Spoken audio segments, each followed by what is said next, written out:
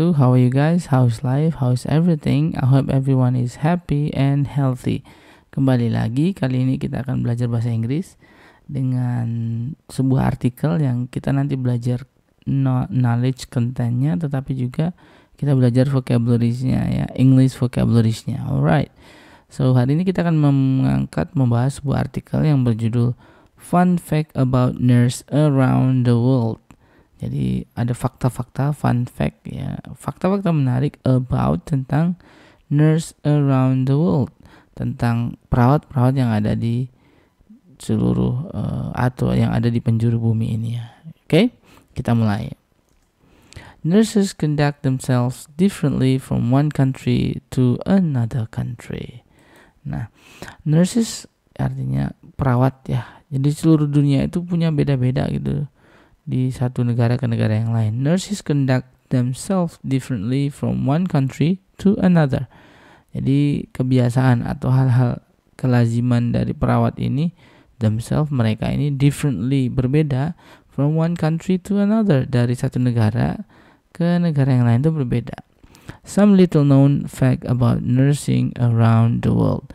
Some little known, beberapa hal yang tidak banyak diketahui, little known itu tidak banyak diketahui, kurang diketahui, fact about nursing around the world, fakta-fakta tentang keperawatan di penjuru bumi atau di negara-negara yang lain ya.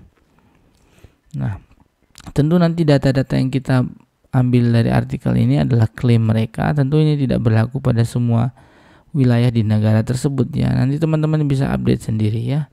Okay, let's learn the first vocabularies. You do not have to renew your license in Japan.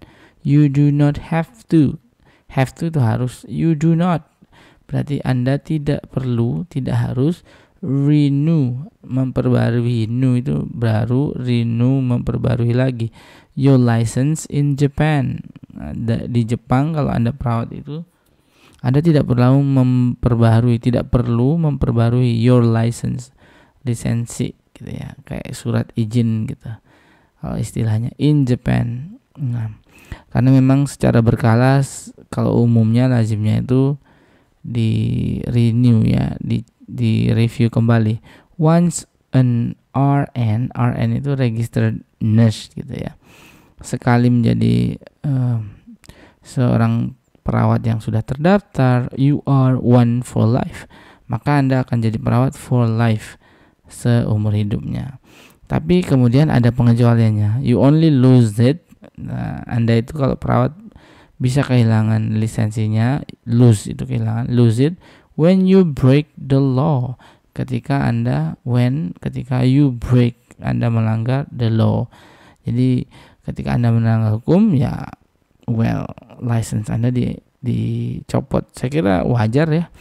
Jadi kalau baik-baik saja akan seumur hidup gitu. Ini di Jepang ya.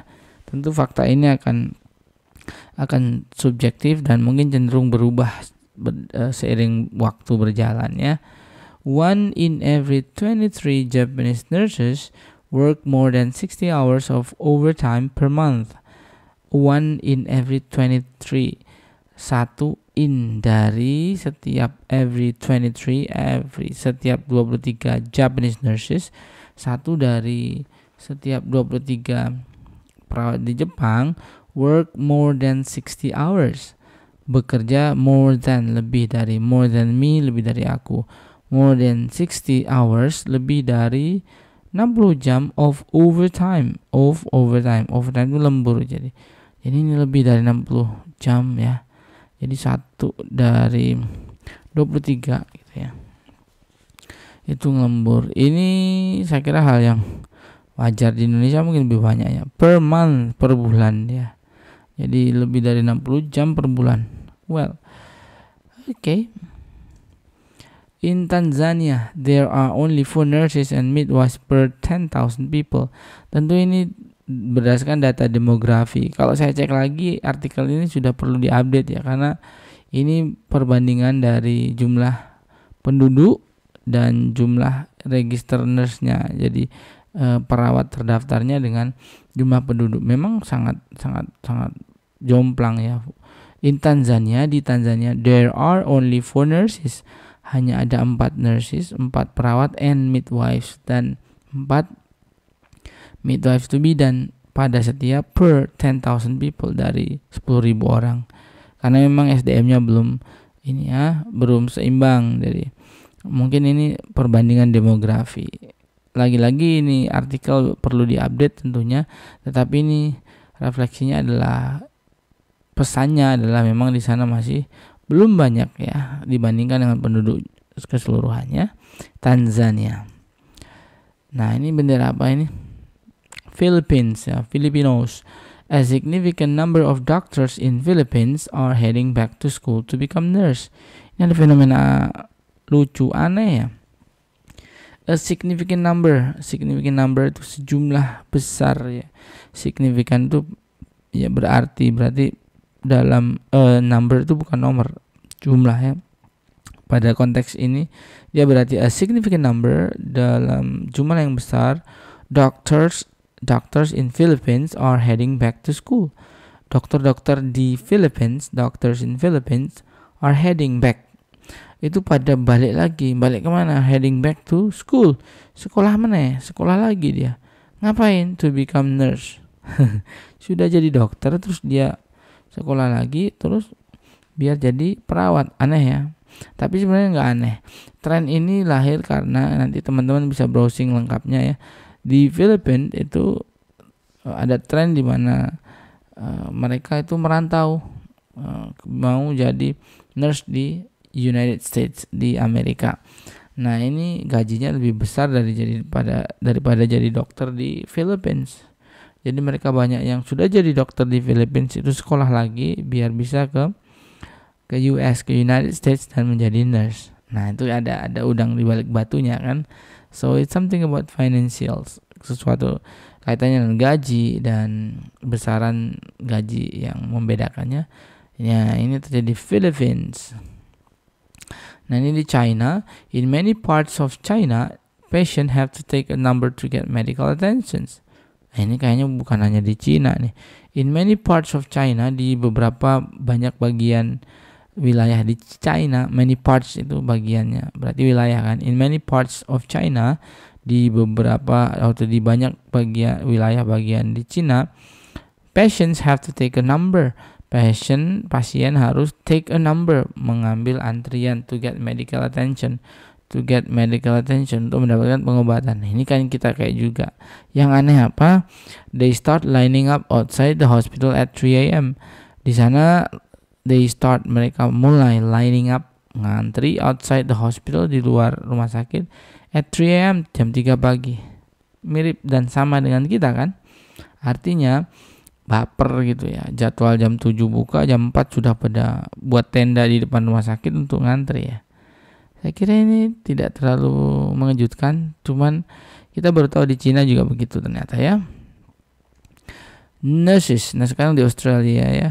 Nurses working in Australia must pass a physical health examination. Nurses working in Australia, perawat-perawat yang bekerja di Australia harus ya, pass a physical health. Pass itu lulus, melewati a physical health. Harus melewati tes ya, physical health examination. Examination itu adalah tes, ujian gitu. Jadi kalau di sana mau jadi nurse itu akan melewati ujian tes kesehatan fisik ya, kayak militer gitu. Including termasuk chest X-ray, dicek ya pakai X-ray, to be able to work in the hospital, untuk dapat to work, bekerja in the hospital, di rumah sakit ya. Nah, ini bendera apa? ARK ya. Ini ada tulisannya di situ. Apa ini? Allahu Akbar ya. Bagus benderanya ya. ARK women who are nurses. Jadi di Irak gitu ya, perempuan yang menjadi perawat have to be home before 2 p.m. Have to be, harus be home, harus sampai rumah before 2 p.m. sebelum jam 2 siang. Artinya apa? Pendek jam kerjanya. And are not allowed to touch men who are not their husband or sons. dan are not allowed tidak diizinkan to touch menyentuh men laki-laki who are not their husband or sons yang bukan husbands, bukan laki-laki suaminya atau sons atau anaknya. Ya bukan muhrim berarti kan, ini aturan di sana. Silakan dicek detailnya karena ini ada artikel yang saya ambil.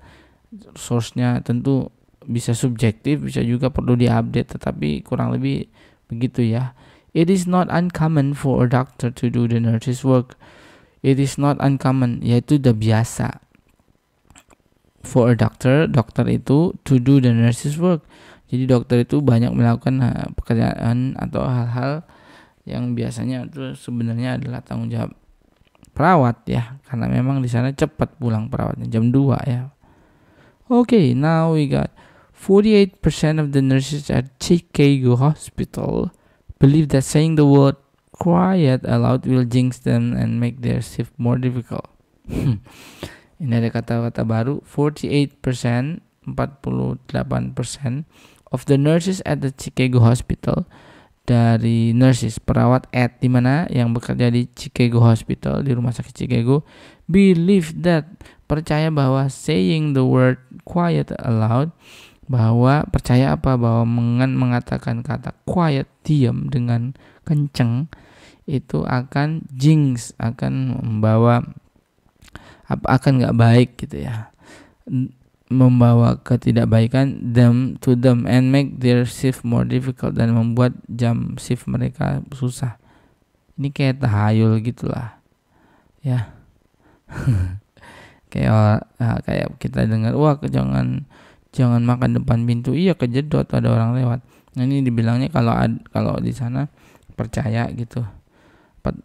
Cukup banyak yang percaya bahwa kalau ngomong diem tapi dengan diam gitu, keras itu nggak baik. Jinx itu kayak membawa ketidakbaikan. Well ya pastilah kalau orang bilang nyuruh diem ya dianya nggak diem, saya kira marah pasiennya nanti ya kan, nggak baik kan. Bisa dinalar ya sebenarnya. Okay, I think that's gonna be the last for today. Sepertinya itu slide terakhir untuk pertemuan kita atau podcast kita hari ini. Banyak kata-kata baru, mulai jinx, ada 48%, ada banyak sekali tadi. Silakan dipelajari, yang paling penting di-practice ya. Thank you guys, hope you learn something for today. See you next time.